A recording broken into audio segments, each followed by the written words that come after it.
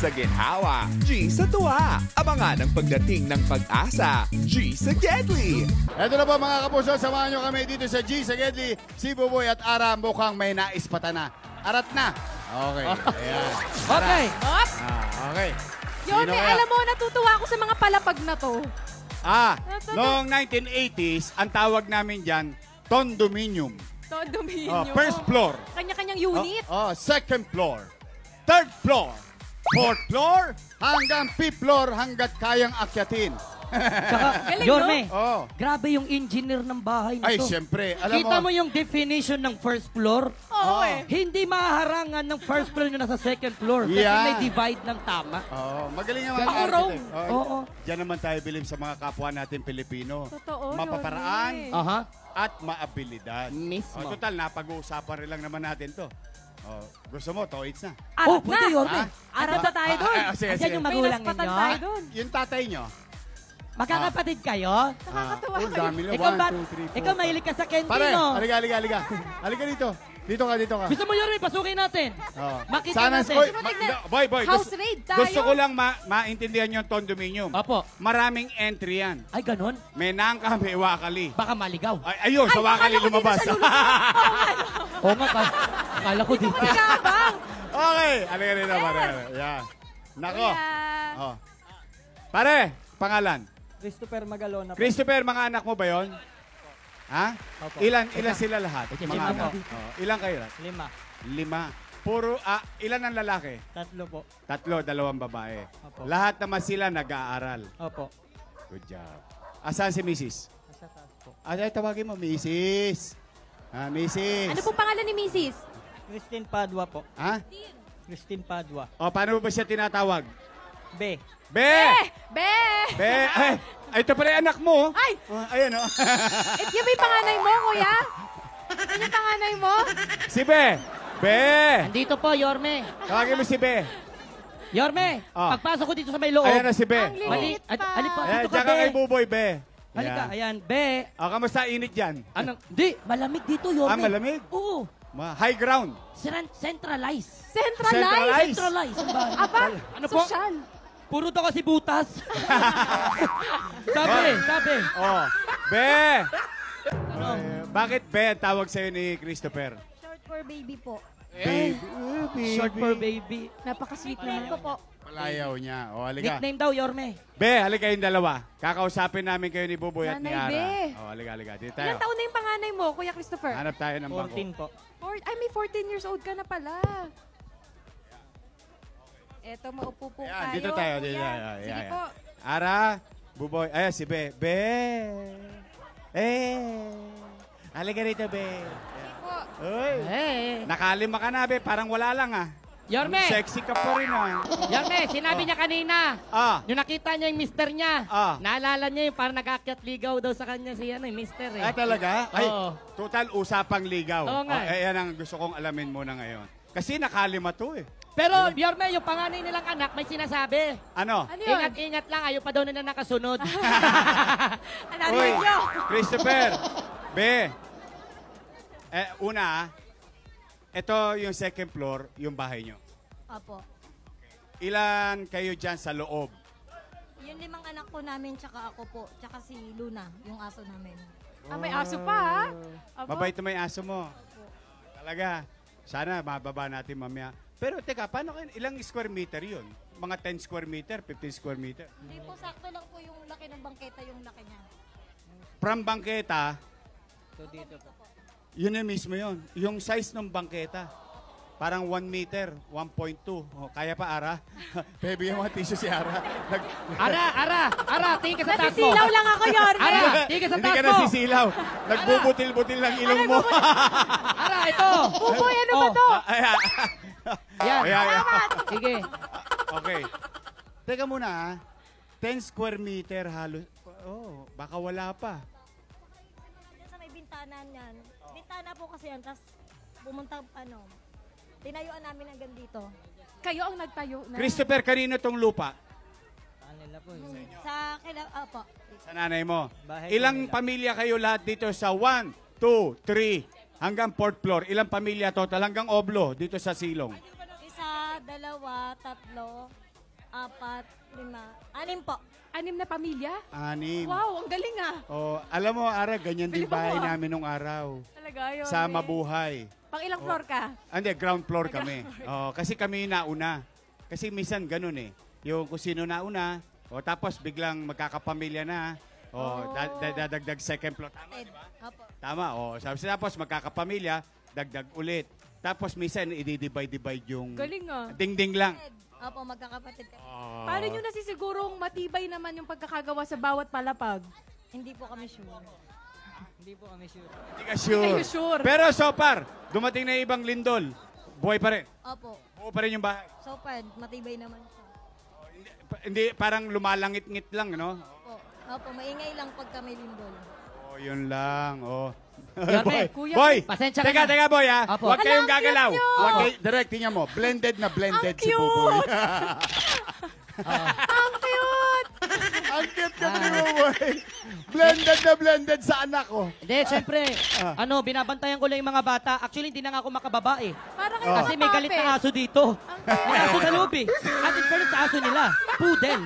Poodle! Poodle. Uy, sosyal. Parang si Raven ko. Hindi, half breed. Poodle half, tapos Pinoy yung Askal. kalahati, Oo. Ipadungaw mo rin, boy. Pasilip Eh kung nga ng pagdating aso. ako ara, 12 session yun. Hindi, 6 lang. Oo, 6 lang sa San Lazaro. Babakunahan Opo, ka. oy. Oh, yung bata, yung bata. Ano? Ako, Huwag ingat. ka tatalo. Boy. Ito po yung mga anak po nila. Ito Pangalan, po, pangalan. Pamangkin. Anong pangalan mo? Archie. Archie. Okay. Ah. Ito anong pangalan ni Bibi? Kasi, ikaw anong name mo? IB po. IB. Ito naman. Ito naman. Ito, mahilig sa candy. Ano? Boss. Boss. Oy, ikaw ang boss ko. Sige. Yung isa naman, Halika. yung babae. Ito naman, anong pangalan mo? IC. Oh, I see. I see. Ah. Eh, yung panganay, ikaw yung panganay. Halika dito. Pakita ka dito. Ikaw, anong pangalan mo? RD. Ardi. Ikaw yung pinakapanganay. Ilan taon? Ilang taong ka na? 14. 14. 14. Ala, alam mo yung mga bata din ngayon talaga. Oh. Parang pagkakasing height na lang din kami. Totoo yung pamangkin ko rin kasi parang ito rin eh. Pero boy, alam mo, Mas matanda yun, 16 na yun. pero boy, alam mo, Yes po, kaya Yorme. minsan stunted ang paglaki ng bata, Yes po, Yorme. dala ng nutrisyon. Okay. Siyempre, mahirap ang buhay. Minsan, Tama. kinakapos ang nutrisyon. Christopher, Kinakain. ilan taon na kayong mag-asawa ni baby? 20 years na po. Wow! So late kayo nagkaanak. Kasi 14 lang panganay nyo. Opo. Talaga? Pinagplanuhan nyo talaga? Hindi po. Dahil na po. Kasi after 2 years, may nangyari sa amin. Tapos after 6 years na kami nagpamilya. So, nung 2 years, walang nangyayari sa inyo, gano'n? Wala po.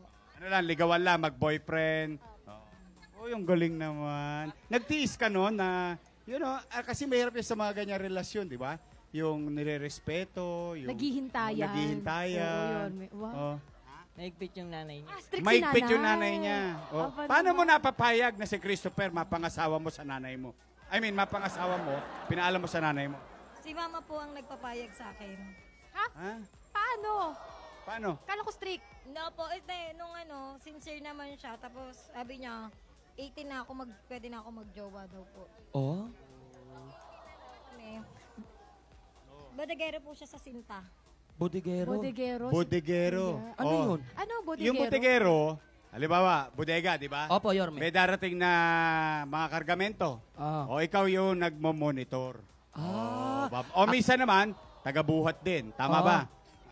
Tapos naghahanda ng mga, para sila na lang po magsasakay. Ano po? Anong produkto? Kabisado ko po yung mga stock dun. Ay, Stock, hindi ako oh. naniniwala. Kabisado niya yan. Oh, bakit? Mimintis niya. Testing nga kung kabisado, Yorme. Yan, sample daw. Patesting nga kung sample. Hindi, pero alam mo yung bodegero, malaki responsibilidad yan, ha? Opo, Yorme. Kasi yung pananagutan ng bilang ng kargamento sa loob ng bodega, nasa sayo. Tama ba? Opo. Gano'ng katagal ka na po doon, kuya? Bago pa lang po kakalipat ko lang po. Ano, asa ka dati nagtatrabaho? Sa Pravel po dati. Prabel, dito, nako. Sa mga, karne o sa yelo? Sa hotdog po. Sa hotdog. Magkano po Dito kita lang na yun, doon? sa may nabotas, sa papuntang Malabon. 537 lang po yung minimum dun. 537. At the Kada? time. Oo. Eh ngayon, 575 na yata minimum wage o 600 na. 10 na po. 610 na minimum ngayon. Oo. Baka may natirang hotdog, Yorme. Ano mo baka may stock? Si Bebe nagtatrabaho, hindi. Ikaw lang. Nagtrabaho na rin po ako. Ano po? Talaga. Same po kami ng company pero dito ako sa Abad Santos, siya dyan sa main warehouse. Doon naman po ako sa office. Anong So, ginagawa? sabay kayo nagtatrabaho? Opo. Hindi Oo, kaya yung tulong. dami. Ha? Hindi kaya ng siya lang. Sobrang laki ng gasto. Gastusin. Ano ang Oo. mga supling? Oo nga, nagulat nga ako sa iyo. Naghintay ka ng 2 years eh. After 2 years eh. Sinunod-sunod mo naman. Ginawa mong bingo eh. B-I-N-G-O. 5 ka agad eh. Oh, pero at least, alam mo Ara, at least bata pa sila. Yes, So, ibig sabihin malakas pa. No? Yung kahit na ganun karami anak, hirap ng Pursigido. buhay, naghahanap buhay sila pareho. Oo. Paano po sila pag nagtatrabaho kayo? Sino Sino may iwan sa nag-aalaga? mga Tama. bata? Sa ngayon po, ay kay mama ko sila binibilin. Wala si mama ngayon. Tapos nung nakaraan po, na homeschool yung panganay ko, yan yung 14, siya na po yung nagtitingin. Ang bait naman ng panganay mo. Siya nag-aatid sa Apo. Kasi nakaraan, binibilin ko rin po sila dun sa hipag ko. Diyan lang sa kabilang barangay. Napakalaking bagay talaga ng pamilya, no?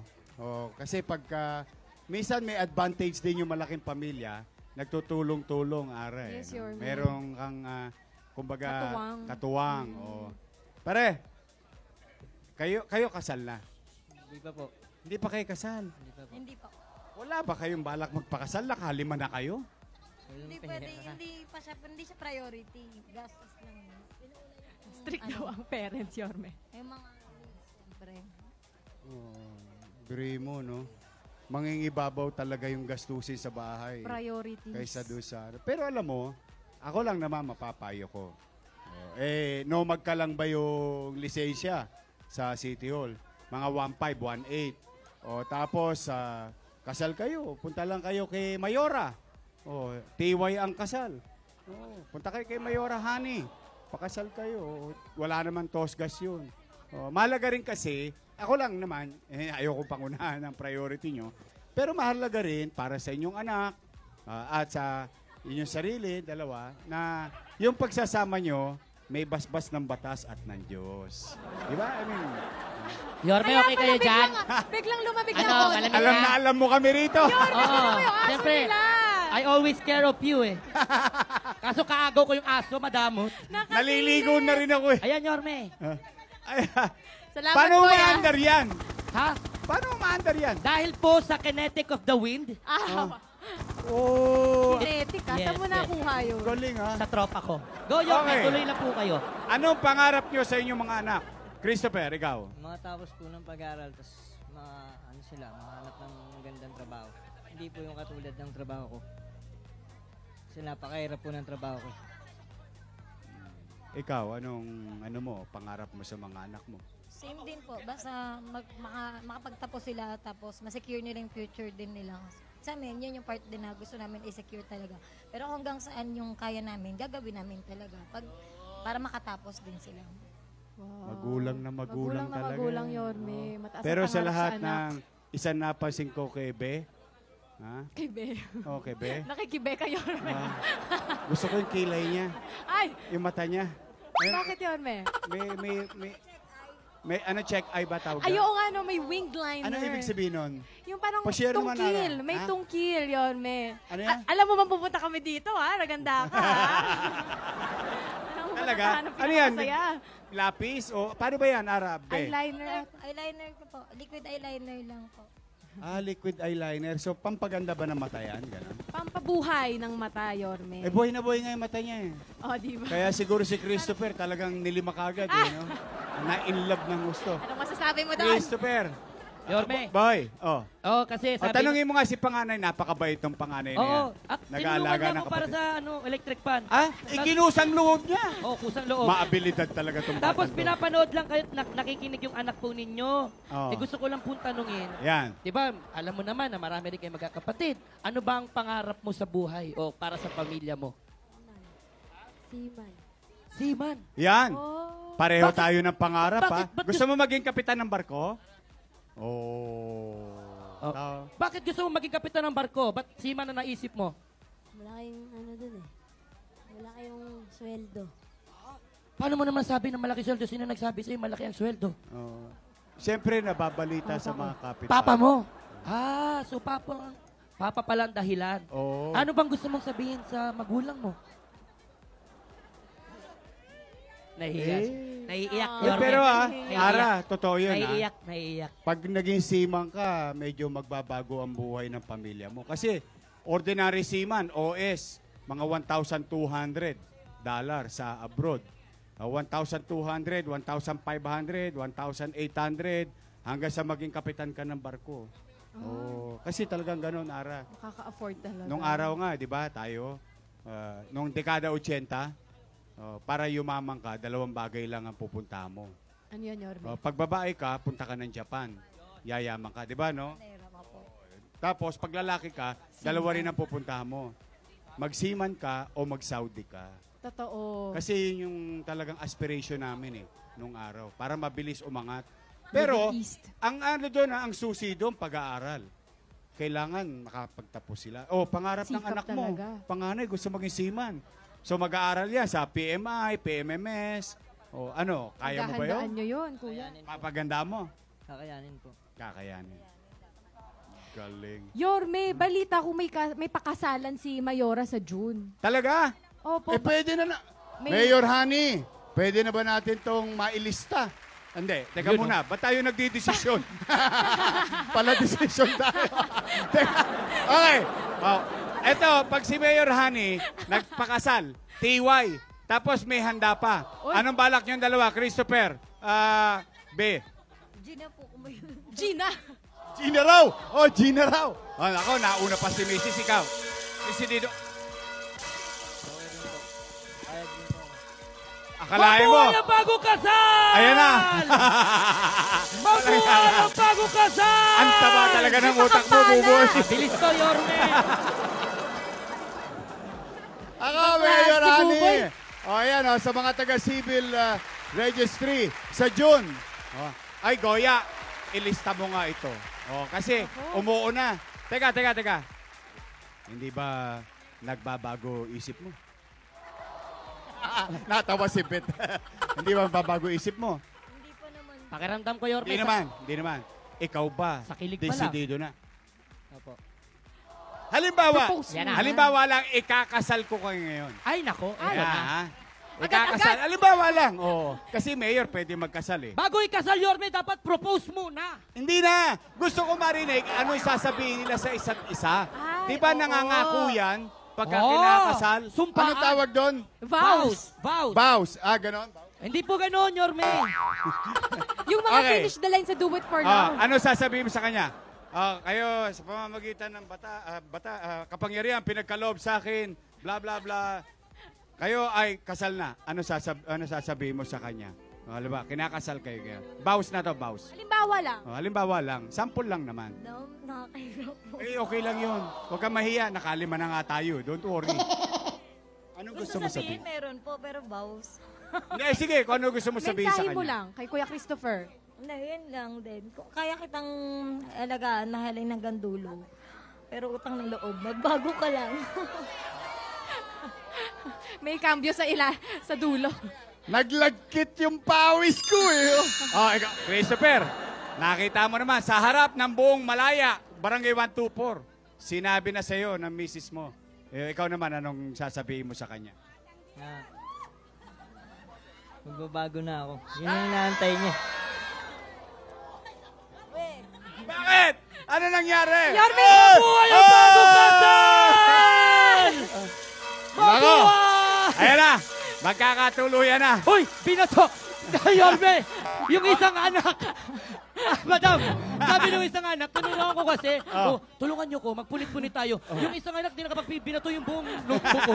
Buong kwaderno. Buong notebook. Pasayayin na natin ang buong pamilya ni Christopher at ni Be. Dahil sa June, ikakasal na sila ni Mayor Honey. Yes, Yorme, panalo talagang tanghalian na may ali tulong, ali saya at sorpresa. Hindi lang masarap ang salo-salo. Ako, lagi pa tayo magkikita bukas dito sa nag-iisang Tahan!